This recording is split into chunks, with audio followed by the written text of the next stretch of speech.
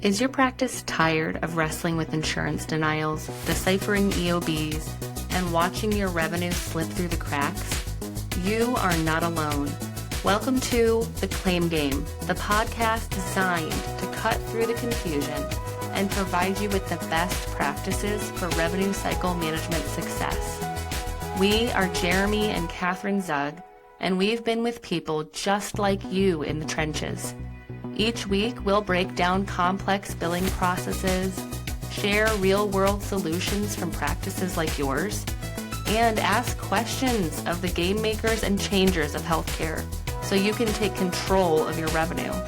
Let's turn those claim denials into deposits and help you return to focusing on patient care. It's time to win the claim game.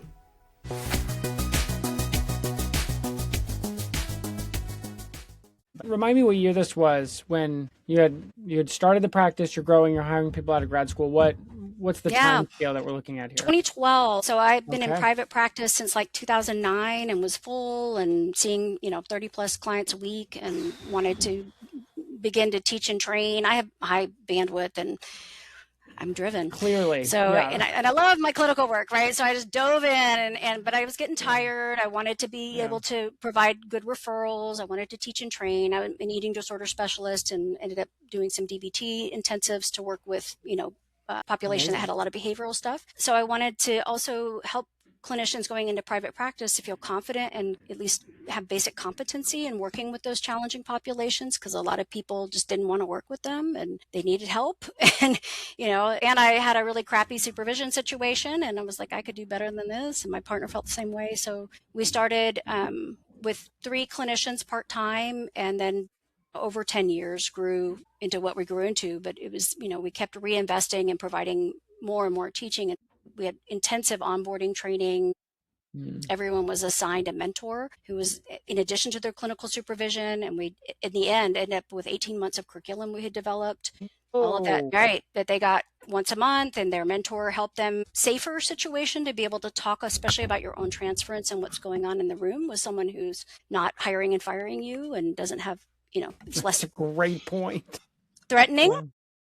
And, a lot of what I started seeing, like as clinicians were coming through and we were teaching and training, I started seeing patterns, right? And seeing, okay, by around 3 months, this is what's happening, and around 6 months and around a year. So I started taking all of that and kind of developed at the time what we called, professional development 1, 2, and 3 that we would go in and deliver in the first year to help people get oriented to where they were in the process, how they were developing and growing as a clinician, where their strengths were, their challenges, and people are hungry for that kind of feedback. It's a very lonely field. You're alone in the room with clients, and your supervisor could be really good, could be not, all of that. And so it gave people things over time with the metrics that we developed. You could kind of see the arc of onboarding in the first 3 months and what a normal kind of bell curve would look like. And it allowed me to look at patterns in that data and to say, okay, if you're an outlier, why?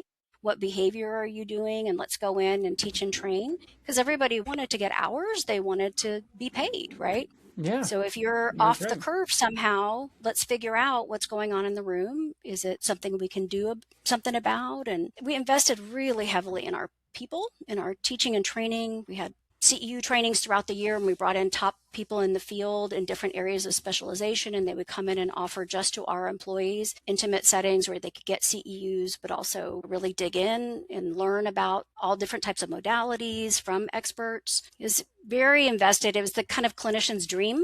Oh, wow. And so, when I was looking through the questions you sent, I was like, this question of could you do it again today? And I'm like, yeah, there's this environment in cash pay, right? There's this environment that's changed in terms of we definitely had a much easier time. But if you build what clinicians want and really give them that support, you end up with longevity with clients. And so you're not in this constant hustle to have to get more clients because you build a strong base, right? And same thing, like our clinicians needed to have a 75% show rate. We taught and trained them how to make sure they did that.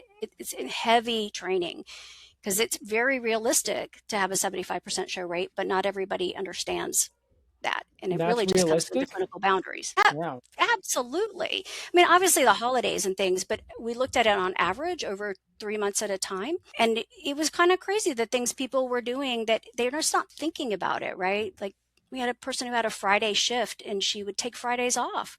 So she never could hit her numbers, and the numbers were tied to raises and promotions. And I finally realized, well, it's because you're taking off one Friday a month. So you're never going to get, now another Friday, a client sick or whatever. And I'm like, the whole point of this is stability and, predictability. So you've got to be able to give that to clients to get that back, right? If you can't be consistent and show up, and that's what you're asking them to do so they can do the clinical work, it all comes together, right? It's not just business or sales. It's really, I think it was marrying strong clinical practice so that people could see the logic in it. And it's not just, well, you just want to make money or whatever. It's like, but hold on, you said you wanted to come to therapy. You want to work on these goals. But if you're canceling 2 times out of 4, are we doing what we wanted to do? And if it's clinically appropriate, sure. If you've already done some work and you don't need to come every week, totally cool. That makes But sense. it's not always the reason. There's resistance in our field, right? There's all kinds of things that get in the way of the work. And if you can look at it that way, there's a depth to it that feeds stability in the business. Yeah, that's right. Have you found that the quality of clinician out of grad school has changed over the years? I mean, 2009 to 2026 is very different. And just for everybody who doesn't know, Danielle grew Therapy Austin from 3 part-time clinicians to 150 clinicians. All it was like 145, cash pay, right? yeah. But all cash pay. All right. We'll round up there, Danielle. Round up, right, yeah. Yeah, it was all cash pay. So that sounds like a miracle, which is why, I did want to get to, could you do it again, right? Or is it totally impossible? But have you noticed that clinician quality or culture, the cultural DNA of the clinicians is changing now? I don't know. I mean, I think everybody always complains about the young people, right? So I think, I don't know. I mean, I have mixed feelings about it, right? I mean, today it's hard to find clinicians who'll see more than 15 clients a week. I get it. Okay. I mean, not everybody's can do it, right? Honestly, regardless of time, right? There are clinicians who can do it and there's ones that can't, and that's how it is. But you can build your clinical arm and your muscle, but for a lot of people that they just can't. So I think that, I mean, expectations in today's marketplace. I mean, like I said, when we were hiring back then, people were like, you're going to pay me? Wow, that's great. There was, to do the kind of work we were doing, there weren't a lot of paid opportunities to do that. So, or you had to start your own business, which when I started, it took 2 years on average to build a private practice. So when you think about that, was norm. People were starting and everybody would agree it's going to take a couple of years. You need a part-time job. You're going to have to put a lot of money and time into this. 40 grand on a credit card, Jeremy, so I could do this, right? I believed in myself. I had to, it took time. The internet, all of the stuff, like we were one of the first, like doing that matching stuff with clients online. As apps developed, all of this, the environment changed a lot, right? And so, but this instant, like in the pandemic, if you had a laptop and a license, you had a practice. That's changing. And so people are having to work harder again. But when you look back, just like any business cycle, you're like, well, it took 2 years back then, and that was expected. Now people are like, I'm not full in 3 months. What's wrong? And I think some of it is just each iteration. So it's not so much that it's this generation or, it's just what they were led to believe would happen. And as this shifted in the environment has happened, and now there are a lot of jobs for therapists, but they're not good jobs. And they're not. Yeah, talk more about that. Yeah. I don't know anyone who loves, like, and maybe there are people out there, but Talkspace, BetterHelp, all of that, you're asked to do a lot and you don't get the depth, you don't get the support. It's numbers, right? You're not getting the holding and the community and the support that you get in smaller group practices, and the depth of training you're getting in smaller group practices. So in some ways you're kind of stuck. You can pay on your own, just like I did. I went out and paid for a lot of training and supervision so that I could do what I wanted to do and felt competent and had the qualifications. But it takes time, it takes money. If you're going to do all that on your own, like paying for DBT training, it was a year-long process and travel and lots of homework. And I didn't get paid for any of that. I joined a team and none of us got paid for that. We did it. So there is a shift, I would say, in people, one, feeling like they came out of grad school and they already know how to do it, and also feeling like, if I'm not getting paid, I'm not doing it. And I think it's a reflection of the industry as a whole and how, the types of jobs, and I get that, but this is a field where you have to invest. It's a seasoning. It takes 5 years to season as a clinician. There's a lot of learning and growth in it. It's a craft too, and if you're going to do it at that level, not everybody, there's all types of therapy. You can do solution focused, CBT, all of that, and that's viable and clinically evident model. It's just not what I do. It's not going to cure an eating disorder. Well, you could almost make the argument, not trying to disagree with you in any respect, you could make the argument that you did get paid for the DBT training, right? One of my favorite longtime clients of ours has said, if you want to get paid more as a clinician, be a better clinician. Now that's it. That could be a controversial sentence to a lot of people. No, I think that's it. The more you invest in yourself, you are the vessel, you are the tool, and the more you invest in yourself, because a lot of this, you end up doing your own work in a lot of it. I did a lot of group work, I've done all types of training. I was a training junkie, and I love it. And I learned something about it. I learned about myself. I learned about my clients, and I was able to offer more, which led to higher fees and more longevity and better referrals. Yeah. So, I think that is the truth, but not everybody, I'm a student loan kid. It is one of the obstacles to entry in the field, especially at the time, was if you didn't have a partner, if you weren't in a financial position, you couldn't afford to do that. And so that was where the credit card came in. It was like, well, I'm going to take a risk because this is what I'm meant to do. But not everybody can take that risk. And it's really hard to get out of the types of jobs that don't allow for that. And to get that training there's more opportunities today, but still it's time, it's energy, it's a long haul. I look at this as sustainable and long-term, and that stuff pays off, but it does require energy and work. And there were, at Therapy Austin, despite all that training we offered for free, there were people who wouldn't show up, who would never show up and never get trained. I'm like, well, it's kind of on you. But, No, that's exactly right. One of the things that I saw a reel recently where Reese Witherspoon was giving career advice, and she said something pretty insightful. It was chase your talents, not your dreams, right? So if you're good at something, you should run after that, not after the car, the pool, or the house, or whatever. Right. It's that internal thing, that drive, right? I wanted to teach and train people. I wanted to have good referrals. I wanted a great place for clinicians to work. And so even when it was hard and messy and all the things, it wasn't easy or smooth sailing, it was a lot of work, but I would come back to the driver and the meaning for me. And I think that's where I'm like coming back to this. Could you do it again today? I'm like, I think cash pay is still viable in certain markets. It's harder. It's not, but we also started with this, we always had a sliding scale. We started way back in the day at $45 an hour was the lowest fee. We had I know that one dropped fast, but we had a pick your fee model where I don't know where it is today, but by the end it was like, on the low end was 110 and the high end was probably 225.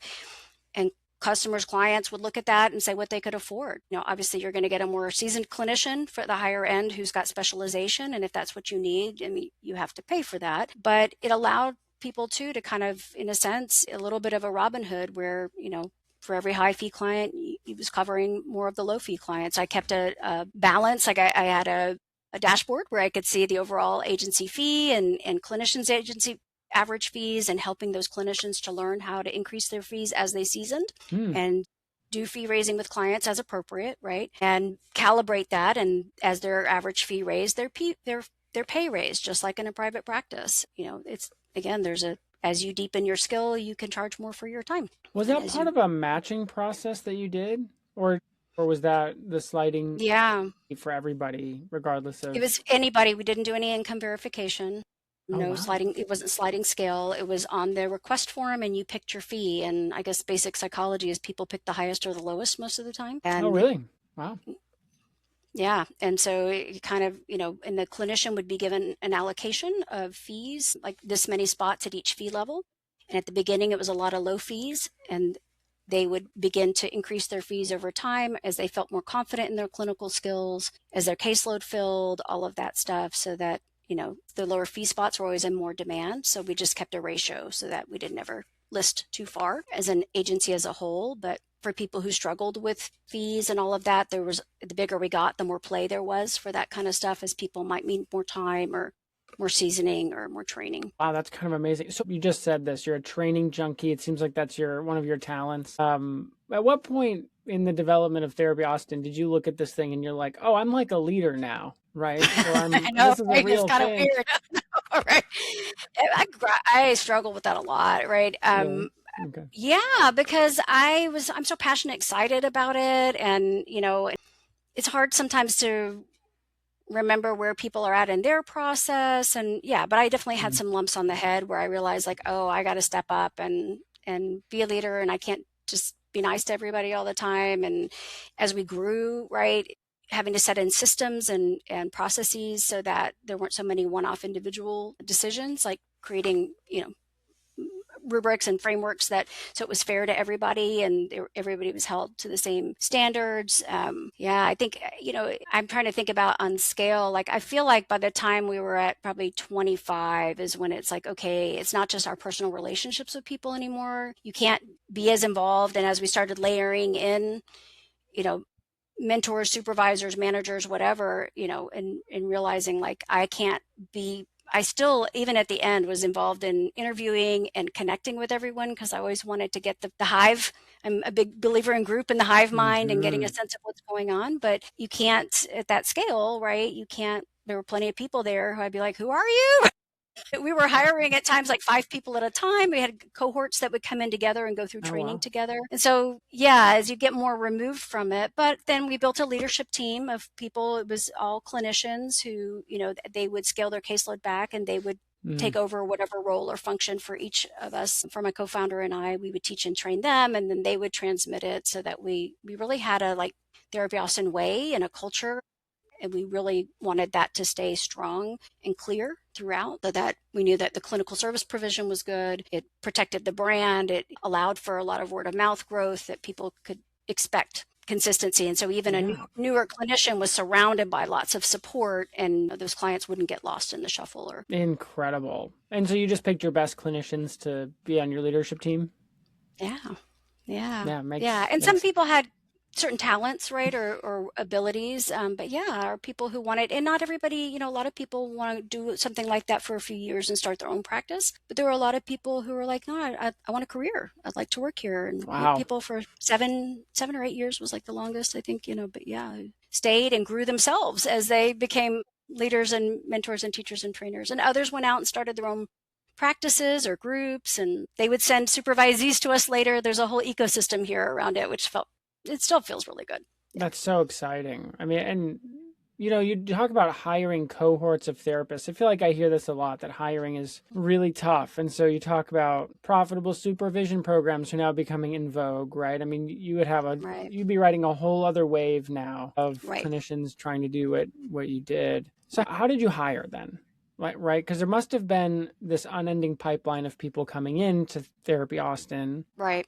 But then you have to say no. People were, clinicians are churning out as they either it's not a fit, or they can't rise to the occasion, or they're ready to start a private practice, or they realize they want to go work at a hospital, or whatever it is, right? I mean, clinicians don't always know what they want either, right? They're coming out of school. They have a fantasy about what it'll be like. It doesn't always match up, right? Or, all the things, right? So, yeah, I mean, I think we developed we developed an in-depth hiring process, learning by doing, right? We were like, well, that didn't work. What are we going to do now? And so towards the end, we had like you would sign into a online platform, basically, and read through. We had an FAQ that went pretty into depth about common things that would come up, that like, hey, look, you're not going to make a lot of money at the beginning. It's 10 sessions a week. It takes a while to get to full and stay full. Can you survive on X amount of money as you get through this? Can you, all of that stuff? Can you work with the hours we're offering? All the same over and over, right? As you go through the pitfalls, you learn. So we had in-depth and then we had people, fill out their answers to questions, clinical questions and other things. And then we eventually moved to like a pre-screen interview and then to the full interview. But up until the end, we would sit down with an interview. We always had 2 or 3 people in the room. For a while, it was myself and the co-founder. And then we ended up having a couple of really talented clinicians who were doing recruiting for a while. We developed a kind of a rubric so each person interviewing could look at and score and then compare. And then, if we needed to go back and do a second interview, if there was dissent and, and there's personalities, right? We all have our kind of like flavor. And so there might be 2 or 3 people on the interview team and one person doesn't like them, but the other 2 do. And so, I'm just trying to get at all of that. What are they bringing to the community? We would ask them, like, we know what we have to offer you. What are you going to bring? What is your, what are you bringing into our community? How are you going to contribute and be part of this, right? For sure. Did you do any assessments? Towards the end we did with, I think towards the very end we had Indeed, and it was really more for administrative positions. We got burned a couple of times on that, to have people do some of their assessments, just like, they say they're a great communicator and they're like, oh, you're not really. Sometimes things are hard to kind of show up, but a lot of it was more like we had like a practice. I think at one point our clinical director was doing like a practice clinical scenario, especially if we weren't sure on the clinical skill front where they were. Because the way I look at this and what I learned over time is, like, somebody teaching clinical skills is very doable, especially in a system like ours. It's the attitude. Do you want to show up? Are you going to show up? Are you interested? Are you hungry? Or do you get that you're part of a community and you play a vital part here, and this is a two-way street? Are you relationally oriented? Are you curious? Do you think you know everything already? All of that is really important, right? It's like their emotional maturity and alignment with the values of the culture. If we had that, I can teach and train you all kinds of clinical stuff, and I had the resources to do that. But somebody who's not interested or didn't show up, doesn't matter.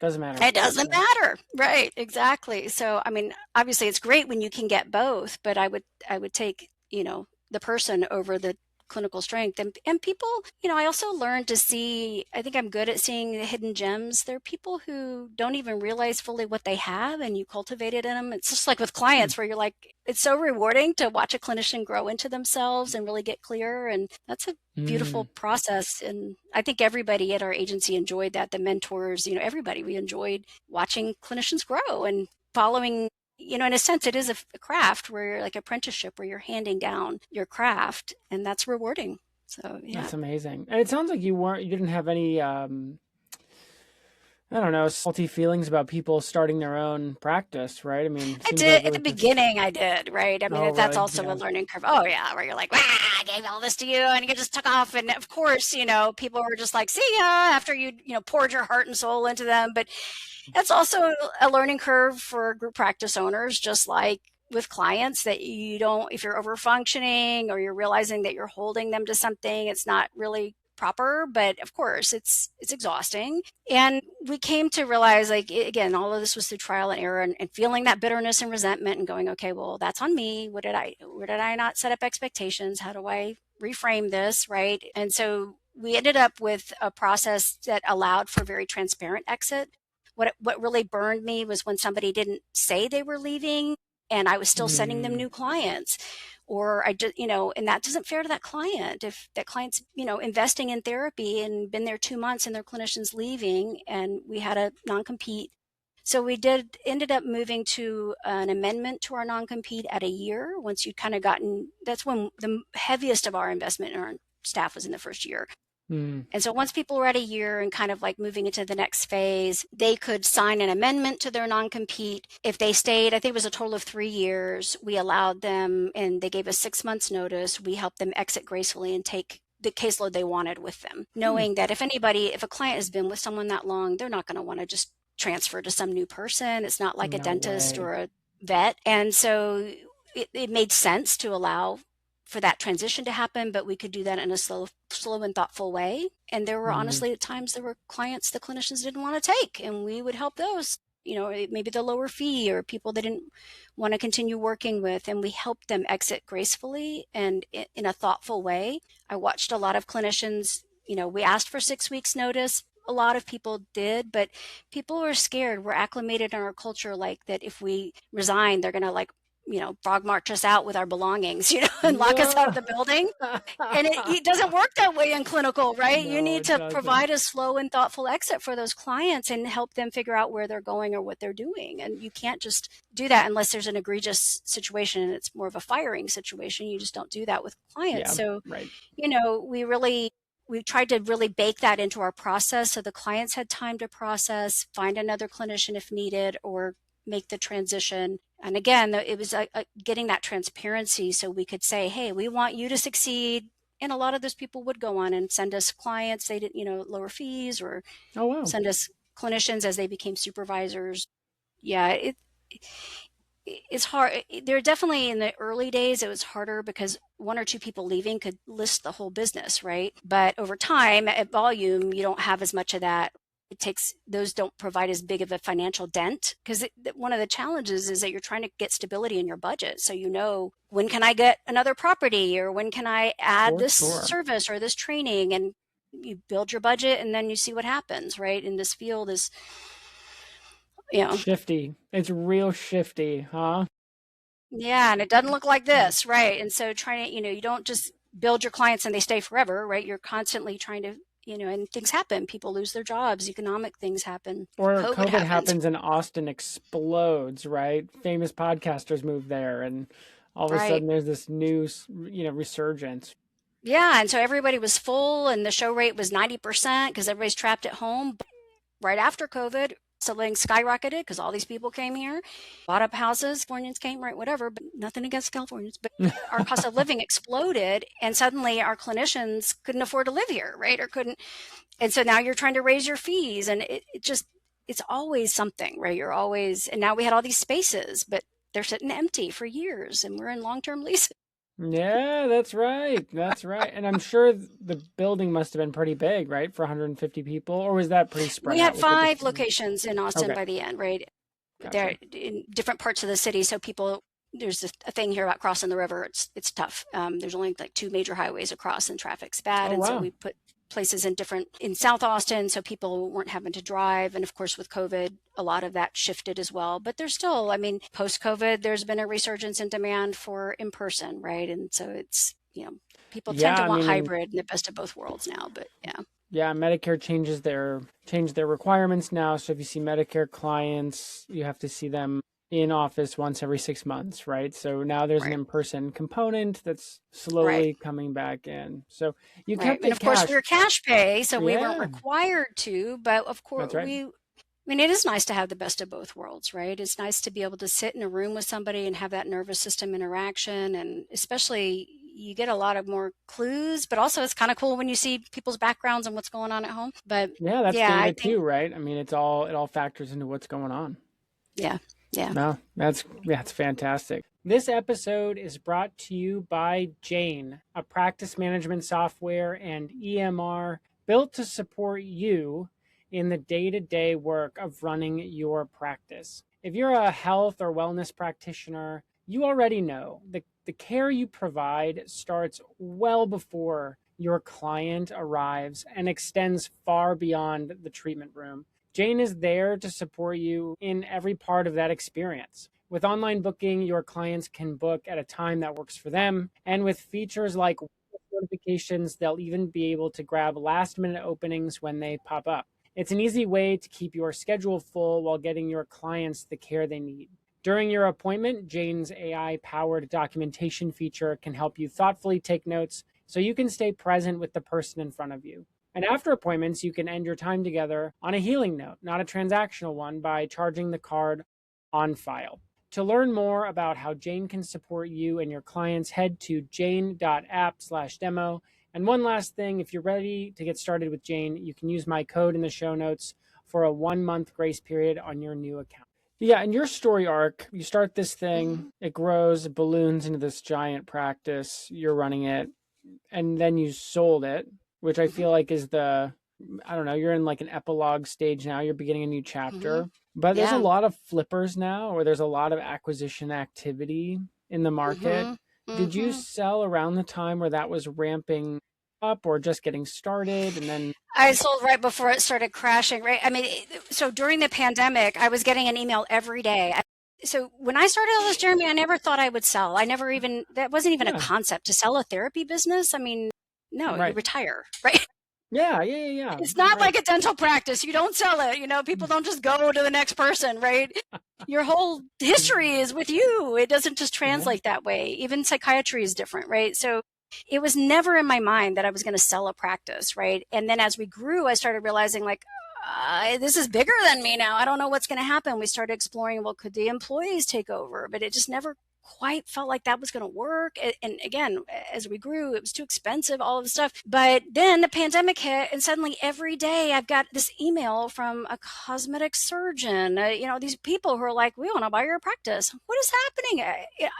Eventually I started answering a few. I'm like, what's going on? I've never had seen anything like it. So there's, all of a sudden everyone was interested in therapy and saw it as an industry in a way that hadn't been viewed before. Mostly mom and pops, there were a few chains or things starting up, but not much. I mean, even like some of the big ones now, we're still just getting started. I started seeing my first ads for therapy on TV, that Michael Phelps ad. And I'm like, what the hell is this? Right. Yeah. I mean, it's like, it was all new. So we started talking or whatever. And at first we weren't really interested. It just none of it felt values aligned.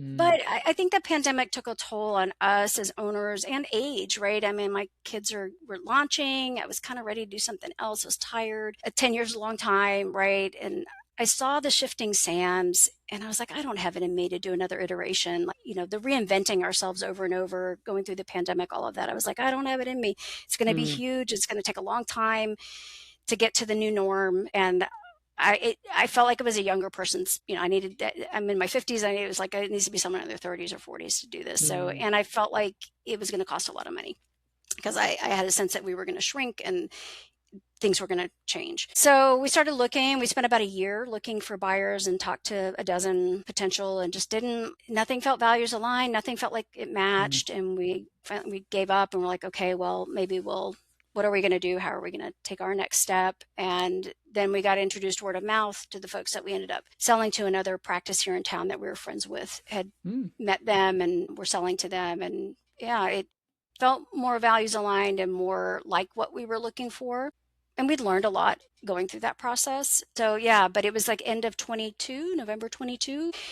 I think we got out right in the nick of time because it all started slowing down. I think for all the different reasons, right? But some of it is that people had just went around and bought up whatever they could, and then they realized it's not so simple, and it's not a playbook industry, it's more complex.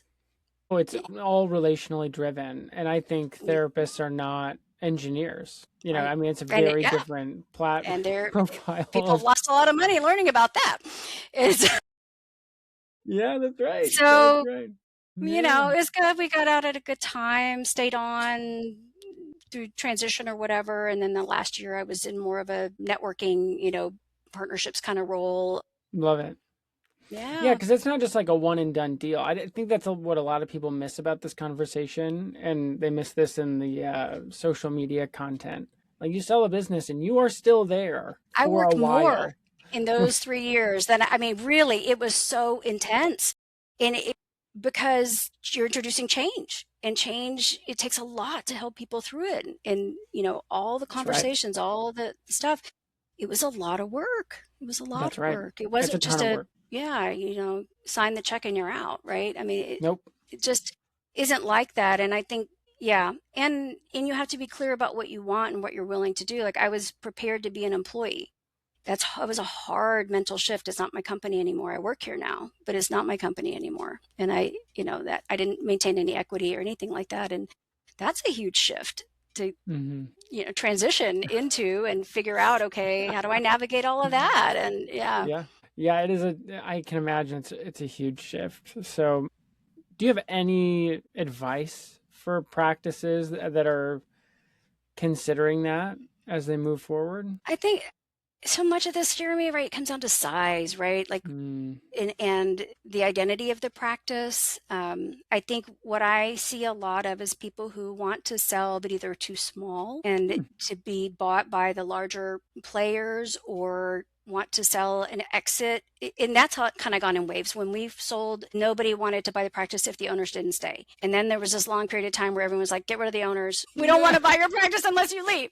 Right. And now I don't know. It seems to be like kind of a mix, but I think there is, to me, it's a values and identity decision in addition to a financial decision. And there's this fantasy about what it'll be. And you have to be prepared for both of those shifts and to let go, make the decision. Are you staying? Are you not staying? What do you want out of this? I think a lot of group practice owners are shocked by the low valuation of the business, because if all the employees walk, you don't have a business. And so it's not these huge multiples because depending on, again, the intimacy of the practice and how attached they are to the owner, where the referrals are coming from, how stable all that is, right? It's not as straightforward as a lot of people think. And I've watched a lot of people go kind of look around and realize like either they have to scale and get a little bigger, or they just have to find a different way. I think there are a lot of other opportunities out there, kind of like, Dan King and other groups that are doing, that aren't the traditional playbook of equity, that are viable alternatives. And then early on, often one clinician will buy another practice, right? I mean, here in town, I've seen several group practices change hands between clinicians, where someone wants to do it and they're able to come in and they're a clinician also, and they're able to lead from that place. And I've seen that work successfully too. So I think there's different ways when you think about selling, but if you're under 2 million, it can be difficult to really be viable for the type of sale that I think we hear about a lot. You know what I mean? Like, oh, for sure. Yeah, without a doubt. It's really tricky. And I think you keep saying this term values aligned. I think that's really important, because you're basically marrying this buyer, right? In your case, 3 years, which I feel like is kind of long, no? It is a long time, Jeremy. Okay. I was like, I would not recommend, I'd say 2 max, because you need a year to get through the initial, just all of it. And then, and then some time to kind of like fade out, but still be there and all of that to provide support and jump in where you're needed. But I think 3 years was a long time. Yeah, it really was. But I understand too. I mean, they wanted stability and, Yeah, you got to tell the team and the clients, and there's a huge amount of stuff in the background that happens, right? And even before you get there, there's due diligence and letters of intent. And even just all of that. Yeah, like moving the money around and changing all the accounts, logistics of it. Again, depending on how big you are. It's exhausting. It was a lot, right? Yeah. And then sometimes, and I think this is important for people to hear too, sometimes you go through all of that and it falls through, right? So you could put in the 60 hours a week it's going to take you to do all that, and then something at the last minute falls apart, and then you're done. Or the best laid plans don't work out. One of the things that I've enjoyed working with Dan, because he's really trying to build a values aligned he's first rate group for sure. And I think he does a lot of due diligence and a lot of like relationship work, right, to be clear about what do you want, what do we want. And it takes a lot of time, and not all those deals are going to go through because of it. But again, if you're trying to build something sustainable and not just hustle to close the deal, right? You really want to get to know, what are you hoping for in this? Can we craft something that works for both of us? It's a stance and a way of working that I think most of what we met when we were selling and had a broker and all that was like, there was a sales guy and the dude with the spreadsheet, and it was all guys in a field full of women. And and I was like, I get it. And I know those numbers are important, but do you get what makes this work? And if you don't get that, it's going to fail. And you're not going to convince any clinician based on your metrics, I think are important, but also, again, the marrying of the metrics to the clinical practice and the success of the clinician in being able, we go into this field because we want to help people, right? And if you are helping them to help more people and helping them do it well, they feel good about it, right? They want to work. They want to do their job well. They want to see those transformations. We hold a lot of crap. If you're doing that, the metrics are really a way, it's just a way to reflect and look for ways to help them develop their craft and do their job, versus a punitive, grading system that's about whatever. Most clinicians are not motivated by money. Of course, we all want to make a good living, but that's not why we got into this field. We were told from day one in grad school, you're going to be poor the rest of your life. This is not an MBA.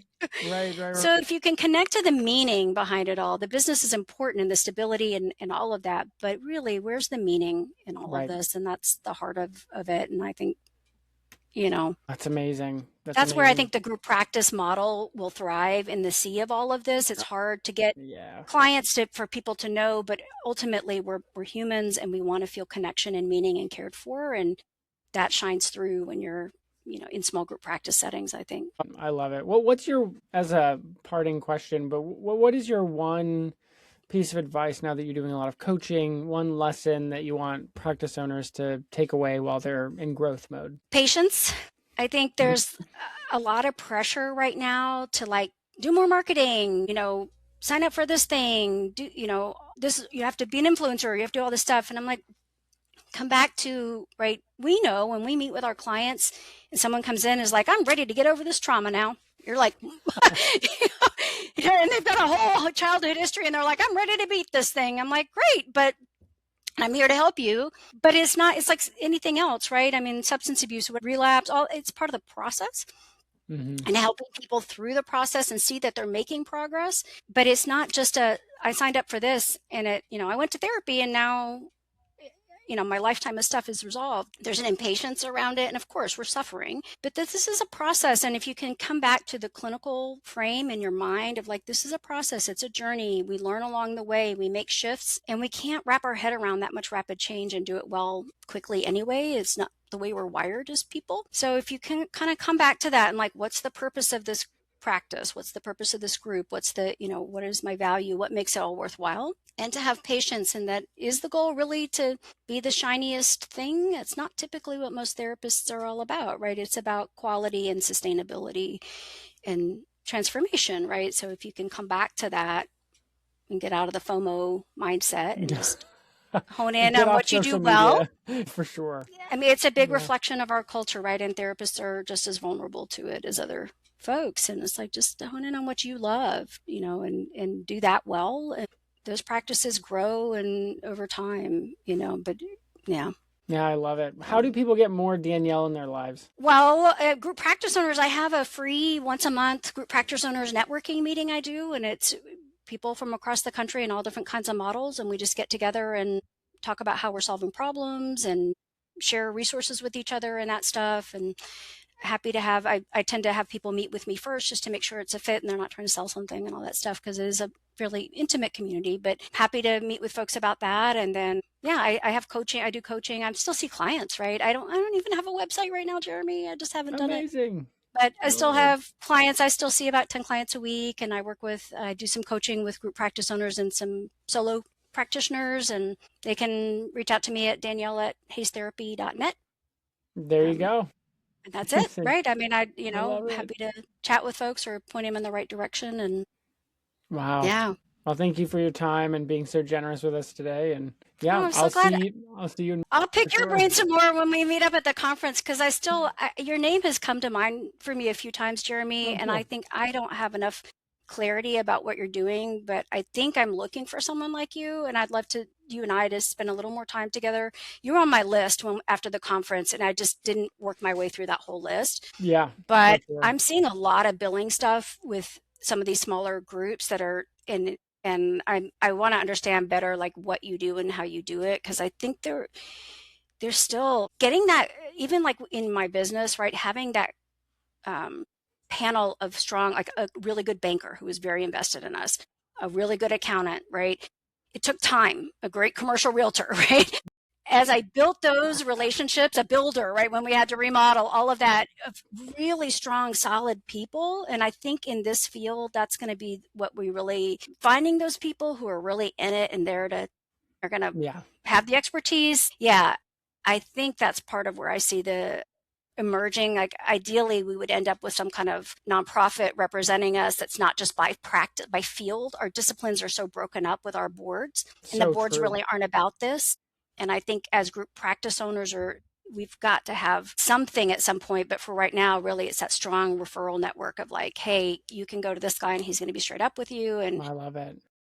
So we should definitely talk more for sure. Yeah, let's talk more. Yeah, I'll send you an email. We'll set that up. But because the biller issue is there's certain practices I'm aware of that are kind of, that's where they're struggling, and then figuring out how, I mean, just anyway, I think you and Maya have talked too, but I think some of this, like with the CRMs, the challenge is getting the data into the CRMs, it's right? Constant. And I think Brexy does one of the better jobs, if not the best job, of information collecting, because it's the color dye you pour there is what you get at payment or not. That's the thing, right? And it's the same with the metrics. Like these group practice owners need dashboards to be able to make informed decisions. And Brexy is positioned to do that really well. It's the getting all the data in from the EHR, from, Totally. and having a single source of truth. And she's working on all of that. But yeah, that's the challenge, is that not everything all these platforms don't talk to each other. No way. It's crazy. It's a nuts. In HIPAA, All right, well, it makes sense with HIPAA and everything else, but everything's, totally. yeah. So you're like, oh, yeah.